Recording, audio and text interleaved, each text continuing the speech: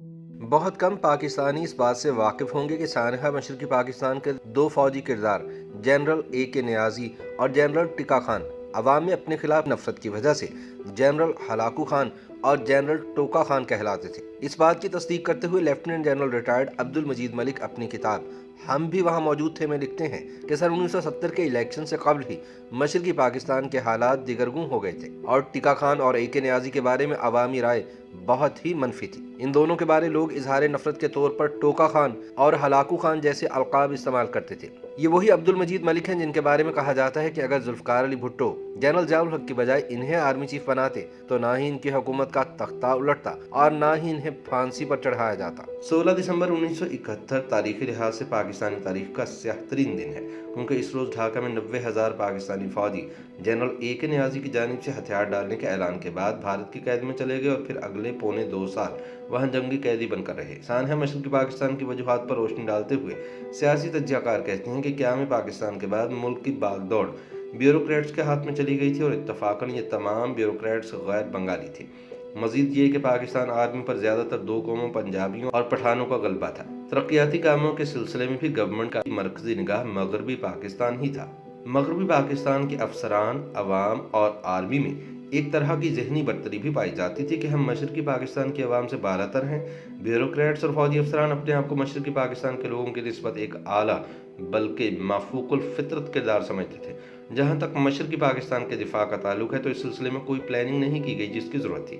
انگریزی کی ایک ضرب المثل GHQ اور پاکستان عسکری قیادت میں مشہور تھی۔ The battle for East Pakistan will be fought in the plains of West Pakistan۔ Army کی آپریشنل تھنکنگ کا ایک پہلو یہ بھی تھا کہ مشرقی پاکستان میں چونکہ دریاؤں اور ندی نالوں کی کثرت ہے، لہٰذا وہاں کوئی بڑا ملٹری آپریشن کامیاب ہونا آسان نہیں۔ اس خیال کے تحت مشرقی پاکستان کے ڈیفنس کو زیادہ اہمیت نہیں دی گئی۔ قیام پاکستان کے بعد مشرقی پاکستان اور مغربی پاکستان میں جو ابتدائی اختلافات اور اعتراضات سامنے آئے ان میں ایک معاملہ یہ بھی تھا کہ قیام پاکستان کے بعد صرف پٹسن پاکستان سے برآمد کی جانے والی واحد چیز تھی۔ اس لیے مشرقی پاکستانیوں کا اعتراض تھا کہ اس ملک کا سارا زر مبادلہ ہماری وجہ سے ہے مگر اس کو مغربی پاکستان میں خرچ کیا جاتا ہے۔ یہی وجہ ہے کہ مشرقی پاکستان کی قیادت اور عوام یہ کہتے تھے کہ ہمیں اسلام آباد کی سڑکوں سے پٹسن کی بو آتی ہے۔ Lieutenant general retired Abdul Majeed ملک اپنی کتاب ہم بھی وہاں موجود تھے میں لکھتے ہیں کہ الیکشن سے قبل اگرچہ مشرقی پاکستان کے حالات دیگرگوں ہو گئے تھے اور مبصرین کو اندازہ تھا کہ عوامی لیگ جیتے گی، امکان یہی ظاہر کیا جا رہا تھا کہ اس کی برتری معمولی ہوگی، مگر نتائج اس کے برعکس نکلے۔ ISI سمیت تمام ایجنسیوں کے اندازے غلط ثابت ہوئے تو مبصرین ششدر رہ گئے اور مجیب الرحمان کی عوامی لیگ نے مشرقی پاکستان میں کلین سویپ کر دیا۔ ان انتخابات میں ملک بھر کی 24 سیاسی جماعتوں نے حصہ لیا۔ حیرت انگیز طور پر قومی اسمبلی کی 300 نشستوں میں سے مشرقی پاکستان کی عوامی لیگ نے 160 اور مغربی پاکستان سے پیپلز پارٹی نے 81 نشستیں جیتی۔ حکومت بنانے کے لیے کسی بھی جماعت کو 151 نشستوں کی ضرورت تھی۔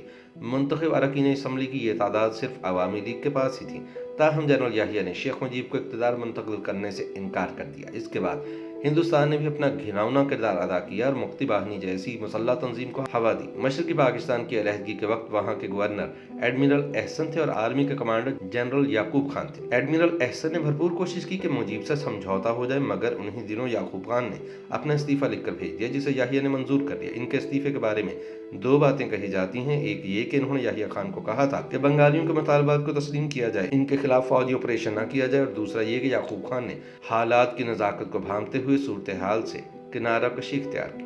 جنرل عبد المجید ملک اپنی کتاب میں مزید کہتے ہیں کہ حالات نے ثابت کیا کہ جنرل نیازی جو خود کو ٹائیگر نیازی کہلواتا تھا، حالات کو قابو کرنے میں بری طرح ناکام ہوا۔ گورنر ٹکا خان نے ملٹری طریقے سے صورتحال کو قابو کرنے کی کوشش کی جس کا نتائج منفی نکلے۔ جنرل نیازی کے خلاف کئی ایک اخلاقی اعتراضات بھی تھے۔ Lieutenant general retired Abdul Majeed ملک کہتے ہیں کہ جب مارچ 1971 میں تمام مذاکرات اور بات چیت میں ناکامی کے بعد یہ فیصلہ کیا گیا کہ مجیب الرحمان کو گرفتار کر لیا جائے اور مشرقی پاکستان میں فوجی ایکشن شروع کیا جائے تو میں اس رات DMO کی حیثیت سے ڈھاکہ کا دورہ کر رہا تھا۔ پاک فوج کی طرف سے بنگالیوں کے خلاف روا رکھے گئے جن حالات اور مظالم کا کتابوں میں تذکرہ ملتا ہے ان میں کسی حد تک سچائی ضرور ہے۔ میں نے چند مناظر اپنی آنکھوں سے دیکھے۔ میں نے ہیلی کاپٹر سے دیکھا کہ کئی بستیاں جل رہی ہیں اور فوجی دستے آگے بڑھ رہے ہیں، اور پھر یہ بھی دیکھا کہ جب شام کو فوجی افسران مل کر بیٹھتے تو اپنے ان اقدامات پر کس طرح فخر محسوس کرتے۔ عبد المجید ملک اپنی کتاب میں لکھتے ہیں کہ ٹکا خان اور نیازی کے بارے میں عوامی رائے منفی تھی اور لوگ انہیں ٹوکا خان اور ہلاکو خان کہہ کر پکارتے تھے۔ Lieutenant general retired Abdul Majeed ملک کے مطابق جنرل یحییٰ خان جو اس وقت صدر پاکستان اور آرمی چیف دونوں عہدوں پر براجمان تھے، ان کے بارے میں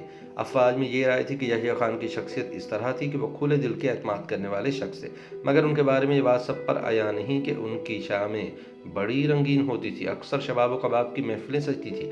اقلیم اختر عرفانی جیسے معروف کردار ان تمام محفلوں میں نمایاں تھے اور ان کا ذاتی کردار کسی طور بھی قابل تحسین نہیں تھا۔ اس قسم کی سرگوشیوں اور کثرت مینوشی نے یحییٰ خان کو آرمی آپریشنل پلاننگ سے دور رکھا، جس کے نتیجے میں 90,000 پاکستانی فوجیوں کو بھارت کے سامنے ہتھیار ڈالنا پڑ گئے۔